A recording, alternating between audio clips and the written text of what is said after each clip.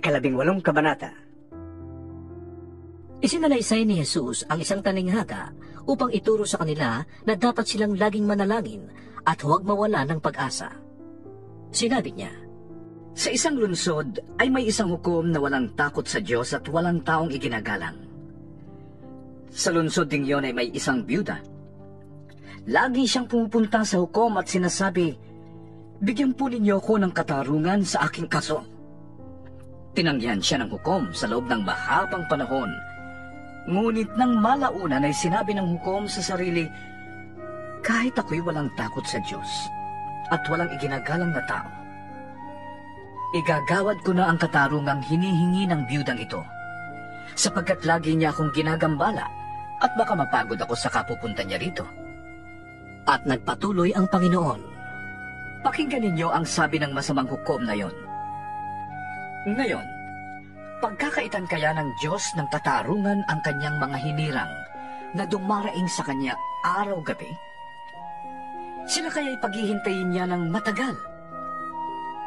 Sinasabi ko sa inyo, agad niyang igagawad sa kanila ang katarungan. Ngunit, pagbabalik ng anak ng tao sa daigdig na ito, may makikita pa kaya siyang mga taong nananalig sa kanya? Sinabi rin niya ang talinghagang ito sa mga taong mababa ang tingin sa iba at nag-aakalang sila'y matuwid. May dalawang lalaking pumasok sa templo upang manalangin. Ang isa'y Pariseo at ang isa na may maniningil ng buwis. Tumindig ang Pariseo at nanalangin ng ganito tungkol sa kanyang sarili. "O Diyos, nagpapasalamat ako sa iyo sapagkat hindi ako katulad ng iba na mga magnanakaw, mandaraya, mga ngalunya, o kaya'y katulad ng maniningil ng buwis na yon. 2 beses akong nag-aayuno sa loob ng 1 linggo at nagbibigay pa ako ng 10 bahagi ng lahat ng aking kinikita." Samantala, ang maniningil ng buwis na may nakatayo sa malayo at di man lamang makatingin sa langit. Dinadagukan niya ang kanyang dibdib at sinasabi, "O Diyos, mahabag po kayo sa akin na isang makasalanan." Sinasabi ko sa inyo, ang lalaking ito'y umuwing pinatawad sa kanyang mga kasalanan. Ngunit ang una ay hindi. Sapagkat ang sino mang nagpapakataas ay ibababa, at ang nagpapakababa ay itataas. Inilalapit ng mga tao kay Jesus pati ang kanilang mga sanggol upang hilingin ipatong niya sa mga ito ang kanyang kamay. Nang ito'y makita ng mga alagad, kinagalitan nila ang mga tao. Ngunit tinawag ni Jesus ang mga alagad at pinagsabihan, "Hayaan ninyong lumapit sa akin ang mga bata. Huwag niyo silang pagbawalan, sapagkat sa mga katulad nila naghahari ang Diyos." Ito ang tandaan ninyo, ang hindi magpasakop sa paghahari ng Diyos, gaya ng isang bata, ay hindi paghaharian ng Diyos kailanman. May isang pinuno ng bayan na nagtanong kay Jesus, "Mabuting guro, ano po ba ang dapat kong gawin upang makamtan ko ang buhay na walang hanggan?" Sumagot si Jesus, Bakit mo ako tinatawag na mabuti? Ang Diyos lamang ang mabuti. Alam mo ang mga utos. Huwag kang mangangalunya. Huwag kang papatay. Huwag kang magnanakaw. Huwag kang sasaksi ng di totoo. At igalang mo ang iyong ama't ina. Sinabi ng lalaki, "Ang lahat pong iyan ay tinutupad ko na mula pa sa aking pagkabata." Pagkarinig nito ay sinabi ni Jesus, Isang bagay pa ang kulang sa iyo. Ipagbili mo ang lahat ng iyong ari-arian at ipamahagi sa mga tukha ang pinagbilhan, at magkakaroon ka ng kayamanan sa langit. Pagkatapos, bumalik ka at sumunod sa akin. Nalungkot ang lalaki nang marinig yon, sapagkat siya'y napakayaman. Nakita ni Jesus na nalulungkot ang lalaki, kaya't sinabi niya, Napakahirap pasakop sa paghahari ng Diyos ang mayayaman. Mas madali pang makaraan sa butas ng karayom ang isang kamelyo kaysa pasakop sa paghahari ng Diyos ang isang mayaman. Nagtanong ang mga naroong nakikinig. Kung gayon, sino po ang maliligtas? Ang hindi kayang gawin ng tao ay magagawa ng Diyos. Tugon ni Jesus. Nagsalita naman si Pedro. Panginoon, iniwan po namin ang aming tahanan at sumunod sa inyo. Sinabi sa kanila ni Jesus. Tandaan ninyo ito. Kapag iniwan ni Duman ang kanyang tahanan, asawa, mga kapatid, mga magulang, o mga anak, upang pasakop sa paghahari ng Diyos, siya'y tatanggap sa buhay na ito ng higit sa kanyang iniwan. At sa panahong darating, tatanggap pa siya ng buhay na walang hanggan. Ibinukod ni Jesus ang 12 at sinabi sa kanila, Pupunta tayo sa Jerusalem at doon matutupad ang lahat ng isinulat ng mga propeta tungkol sa anak ng tao. Siya'y ibibigay sa kamay ng mga hentil, kukutsain, hahamakin, at tuturaan. Siya'y hahagupitin at papatayin. Ngunit sa 3 araw ay muli siyang mabubuhay. Subalit walang naunawaan ng 12 sa kanilang narinig. Hindi nila makuha ang kahulugan niyon at hindi nila naintindihan ang sinasabi ni Jesus. Malapit na si Jesus sa Jericho. May isang lalaking bulag na nakaupo sa tabi ng daan at nagpapalimos. Nang marinig niyang nagdaraan ng maraming tao, itinanong niya kung ano ang nangyayari. Nagdaraan si Jesus na taga Nazaret. Sabi nila sa kanya. At siya'y sumigaw. Jesus! Anak ni David! Mabag po kayo sa akin! Sinasaway siya ng mga nasa unahan, ngunit lalo pa niyang nilakasan ang pagsigaw. Anak ni David! Mabag po kayo sa akin! Tumigil si Jesus at ipinatawag ang bulag. Paglapit ng bulag, ay tinanong siya ni Jesus. Anong gusto mong gawin ko para sa'yo? Panginoon, ibig ko po sanang makakitang muli. Sagot niya. At sinabi ni Jesus, Mangyari ang ibig mo. Pinagaling ka ng iyong pananampalataya. noon di nakakita ang bulag at sumunod kay Jesus na nagpuri sa Diyos. Nang makita ito ng mga tao, silang lahat ay nagpuri sa Diyos. 19 na kabanata. Pumasok si Jesus sa Jericho at naglakad sa kabayanan. May isang tao roong ang pangalan ay Zakeo, isang pinuno ng mga maniningil ng buwis at mayaman. Sinisikap niyang makita si Jesus upang makilala kung sino ito. Ngunit dahil siya'y pandak at sa dami ng tao, hindi niya ito makita. Kaya't patakbo siyang nagpauna sa dadaanan ni Jesus at umakyat sa isang puno ng sikomoro. Pagtapat ni Jesus sa lugar na yon, tuminala siya kay Zakeo at sinabi, Zakeo, bumaba ka agad, sapagkat kailangan kong tumuloy ngayon sa iyong bahay. Nagmamadaling bumaba si Zakeo at tuwang-tuwang tinanggap si Jesus sa kanyang bahay. Lahat ng nakakita nito ay nagbulong-bulungan. Nakikituloy siya sa isang makasalanan? Sabi nila. Tumayo si Zakeo at sinabi niya kay Jesus, Panginoon, ipamimigay ko po sa mga dukha ang kalahati ng aking mga kayamanan. At kung ako'y may nadayang sinuman, 4 na ibayo ang isasauli ko sa kanya. At sinabi sa kanya ni Jesus, Ang kaligtasan ay dumating ngayon sa sampahayang ito, sapagkat anak din ni Abraham ang taong ito. Ang anak ng tao ay naparito upang hanapin at iligtas ang naliligaw. Nagpatuloy ng pagsasalita si Jesus sa mga taong naroon at nakikinig. Isinalaysay niya sa kanila ang isa pang talinghaga sapagkat malapit na siya sa Jerusalem at ang akala ng mga tao ay magsisimula na ang paghahari ng Diyos. Sinabi niya, May isang maharlikang pumunta sa malayong lupain upang gawing hari. At pagkatapos, siya ay babalik. Subalit bago siya umalis, tinawag niya ang 10 sa kanyang mga alipin at binigyan ang mga ito ng tig-1 gintong salapi. Sinabi niya sa kanila, ipangalakal ninyo yan hanggang sa aking pagbabalik. Ngunit, galit sa kanyang mga nasasakupan. Kaya't nagsugo sila ng kinatawan upang sabihin sa kinauukulan, ayaw naming maghari sa amin ang taong yun. Gayunpaman, ay ginawa rin siyang hari. Nang makabalik na siya at magsimulang maghari, ipinatawag niya ang mga aliping pinigyan ng gintong salapi upang malaman kung gaano ang tinubo ng bawat isa. Lumapit sa kanyang una at ganito ang sinabi, Panginoon, ang isang gintong salaping ibinigay ninyo ay tumubo ng 10. Magaling, sagot niya. Mabuting alipin. Yamang naging tapat ka sa kakaunting ipinagkatiwala sa iyo. Pamamahalain kita sa 10 lunsod.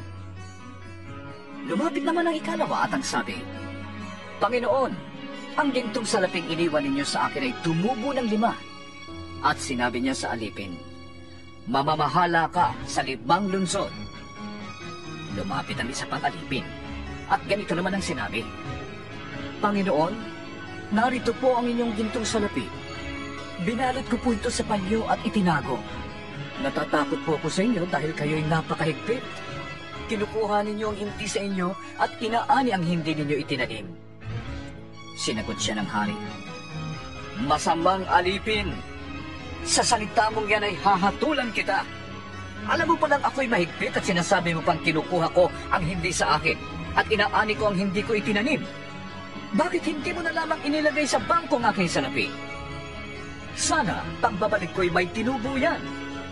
At sinabi niya sa mga naroon, kunin ninyo sa kanya ang gintong salapi at ibigay sa may 10. Panginoon, siya po'y meron ng 10 gintong salapi. Sabi niya, sinasabi ko sa inyo, ang mayroon ay bibigyan pa. Ngunit ang wala, kahit ang kaunting nasa kanya ay kukunin pa. Tungkol naman sa mga kaaway kong ayaw na ako'y maghari sa kanila, dalhin ninyo sila rito at patayin sa harap ko. Pagkasabi nito, nagpatuloy si Jesus papuntang Jerusalem. Nang malapit na siya sa Betfage at Betania, sa bundok ng mga Olibo, pinangunan niya ang 2 sa kanyang mga alagad.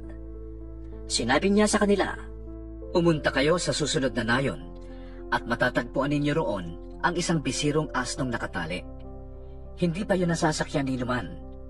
Kalagan ninyo at dalhin dito. Kapag may nagtanong kung bakit ninyo yung kinakalagan, sabihin ninyong kailangan nyo ng Panginoon. Lumakad nga ang mga inutusan at natagpuan nila ang asno, ayon sa sinabi ni Jesus. Habang kinakalagan nila ang hayop, tinanong sila ng mga may-ari, Bakit ninyo kinakalagan yan? Kailangan po ito ng Panginoon. Tugon nila. Dinala nila kay Jesus ang asno, at matapos isapin sa likod nito ang kanilang mga balabal, siya'y pinasakay nila. Habang siya'y nakasakay sa asno at naglalakbay papuntang lungsod, inilalatag naman ng mga tao ang kanilang mga balabal sa kanyang dinaraanan. Nang siya'y malapit na sa lungsod, palusong na sa libis ng bundok ng mga Olibo, nagsigawan sa tuwa ang lahat ng alagad niya at malakas na nagpuri sa Diyos dahil sa mga kahangahangang pangyayaring kanilang nasaksihan. Sinabi nila, Purihin ang haring dumarating sa pangalan ng Panginoon. Kapayapaan sa langit. Papuri sa kataas-taasan.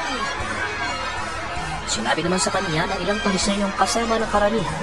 Guro, saway na ninyo ang inyong mga alagad. Sumagot siya, Sinasabi ko sa inyo, kapag tumahimik sila, ang mga bato na ang sisigaw. nang malapit na siya sa Jerusalem at natatanaw na niya ang lungsod, ito'y kanyang tinangisan.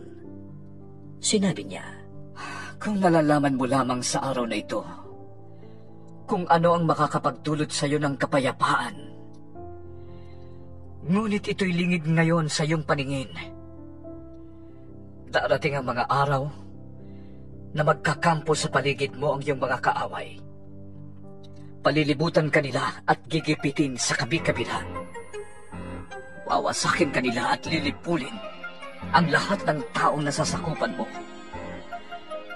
Wala silang iiwang magkapatong na bato sapagkat hindi mo pinansin ang pagdalaw sa iyo ng Diyos. Pumasok si Jesus sa templo at kanyang ipinagtabuyan ang mga nagtitinda roon. Sinabi niya sa kanila, Nasusulat, ang aking bahay ay tatawaging bahay talanginan. Ngunit ginawa niyo itong yungib ng mga magnanakaw. araw-araw, si Jesus ay nagtuturo sa loob ng templo. Pinagsisikapan siyang ipapatay ng mga punong pari ng mga Hudyo, mga tagapagturo ng kautusan, at mga pinuno ng bayan. Subalit wala silang makitang paraan upang maisagawa ito, sapagkat mataimtim na nakikinig sa kanya ang buong bayan. 20 kabanata. Isang araw, habang si Jesus ay nagtuturo sa loob ng templo at nagpapahayag ng magandang balita, nilapitan siya ng mga punong pari at mga tagapagturo ng kautusan, kasama ang mga pinuno ng bayan. Sinabi nila sa kanya, Sabihin mo nga sa amin kung ano ang karapatan mong gumawa ng mga bagay na ito. Sino ang nagbigay sa iyo ng ganyang karapatan?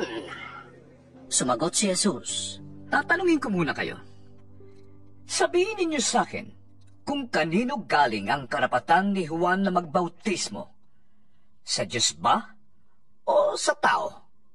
at nag-usap-usap sila. Kung sasabihin natin sa Diyos, sasabihin naman niya sa atin, bakit hindi kayo naniwala sa Kanya?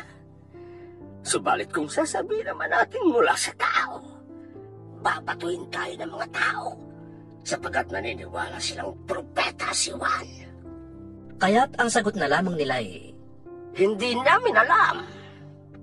kaya't sinabi ni Jesus sa kanila, Kung gayon, hindi ko rin sasabihin sa inyo kung sino ang nagbigay sa akin ng karapatang gawin ang mga ito. Nangaral uli siya sa mga tao at isinalaysay ang talinghagang ito. May isang taong nagtanim ng ubas sa kanyang bukid. Iniwan niya yon sa mga kasama at siya'y nangibang bayan sa loob ng mahabang panahon. Nang dumating ang panahon ng pitasan ng ubas, pinapunta niya sa ubasan ng isa niyang alipin upang kunin ang kanyang kaparte. Ngunit binugbog ng mga kasama ang alipin at pinauwing walang dala. Nagsugo siyang muli ng isa pang alipin at ito man ay binugbog, hinamak at pinauwing walang dala. Nagsugo pa siya ng ikatlo, subalit sinugatan din ito at ipinagtabuyan. Napag-isip-isip ng may-ari ng ubasan, ano kaya ang mabuti kong gawin? Mabuti pa yata'y ang minamahal kong anak ang papupuntahin ko. Tiyak na siya igagalang nila. Ngunit nang makita ng mga kasama ang anak ng may-ari ng ubasan, nag-usap-usap sila at ang sabi, Ito ang tagapagmana. Patayin natin siya at nang mapasa atin ang kanyang mamanahin. At siya'y inilabas nga nila sa ubasan at pinatay. Ano kaya ang gagawin sa kanila ng may-ari ng ubasan? Tanong ni Jesus. Paparoon siya at papatayin ang mga kasamang yon at ipagkakatiwala niya sa iba ang ubasan. Pagkarinig nito, sinabi ng mga tao, Huwag nawang itulot siya ng Diyos. tiningnan sila ni Jesus at tinanong, Kung gayon, ano ang ibig sabihin ng talatang ito sa kasulatan? Ang batong itinakwil ng mga tagapagtayo ng bahay ang siyang naging batong panulukan. Ang bawat bumagsak sa batong ito ay magkakaluray-luray. At ang mabagsakan nito ay madudurog na parang alabok. tinangka ng mga tagapagturo ng kautusan at ng mga punong pari ng mga Hudyo na dakpin si Jesus sa oras din yon, sapagkat nahalata nilang sila ang pinapatamaan niya sa talinghaga. Ngunit natakot sila sa mga tao. Kaya't naghintay sila ng pagkakataon. Sinuhulan nila ang ilang katao na magkunwaring naghahanap ng katotohanan. Ginawa nila ito upang siluin si Jesus sa kanyang pananalita, at nang sa gayon, may sasakdal nila si Jesus sa gobernador. Sinabi ng mga espiyang ito, Guro, alam po naming totoo ang inyong sinasabi at itinuturo. Hindi kayo nagtatangi ng tao kundi itinuturo ninyo ng buong katotohanan ang ibig ng Diyos na gawin ng tao. Dapat po ba tayong magbayad ng buwis sa emperador o hindi?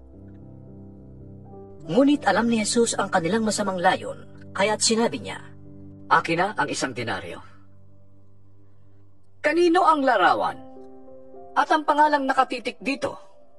Sa emperador po. tugon nila. Sinabi naman ni Jesus, Kung gayon, ibigay ninyo sa emperador ang para sa emperador, at sa Diyos ang para sa Diyos. Nabigo sa harap ng madla ang hangarin nilang masilo siya sa kanyang pananalita. At sa kanilang pagkagulat sa kanyang sagot, hindi sila nakaimik. Ilang Saduseyo naman ang lumapit kay Jesus.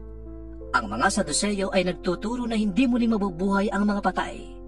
Guro, Sabi nila, isinulat ni Moises para sa atin ang ganitong batas. Kung mamatay ang isang lalaki at ang kanyang asawa ay maiwang walang anak, ang kapatid ng lalaki ay dapat pakasal sa byuda upang mag-anak sila para sa namatay. Minsan, may 7 magkakapatid na lalaki. Nag-asawa ang panganay at namatay ng walang anak. Nagpakasal sa byuda ang pangalawa, subalit ito'y namatay ding walang anak. Ganoon din ang nangyari sa pangatlo hanggang sa pampito. Sila'y isa-isang napangasawa ng babae at pawang namatay na walang anak. Sa kahuli-hulihan po'y namatay naman ang babae. Ngayon, sa muling pagkabuhay, sino po sa 7 ang kikilalaning asawa ng babae? Yamang silang lahat ay napangasawa niya. sumagot si Jesus. Sa buhay na ito, ang mga lalaki at mga babae ay nag-aasawa. Ngunit sa kabilang buhay, ang mga magiging karapat-dapat sa muling pagkabuhay ay hindi na mag-aasawa. Hindi na rin sila mamamatay, sapagkat matutulad sila sa mga anghel. Sila'y mga anak ng Diyos, yamang sila'y kabilang sa mga muling binuhay. Maging si Moises ay nagpapatunay na muling binubuhay ang mga patay, sapagkat sa kanyang kasaysayan tungkol sa nagliliyab na mababang puno, ang Panginoon ay tinawag niyang Diyos ni Abraham, Diyos ni Isaac, at Diyos ni Jacob. Kaya't ang Diyos ay hindi Diyos ng mga patay, kundi ng mga buhay. Sa Kanya'y buhay ang lahat. Sinabi ng ilan sa mga tagapagturo ng kautusan. Guro, maganda ang sagot ninyo. At mula noon, ay wala nang nangahas na magtanong sa kanya. Si Jesus naman ang nagtanong sa kanila. Paano nasasabi ng mga taong ang Mesyas ay anak ni David? Si David na rin ang nagsabi sa aklat ng mga awit, Sinabi ng Panginoon sa aking Panginoon, Maupo ka sa aking kanan, hanggang sa ang mga kaaway mo ay gawin kong tuntungan ng iyong mga paa. Ngayon, kung Panginoon ang tawag ni David sa Mesyas, bakit sinasabi ng mga taong siya'y anak ni David? Habang nakikinig ang lahat kay Jesus, sinabi niya sa kanyang mga alagad, Mag-ingat kayo sa mga tagapagturo ng kautusan na mahilig lumakad ng may mahabang kasuotan at gustong-gustong pagbugayan sa mga liwasan.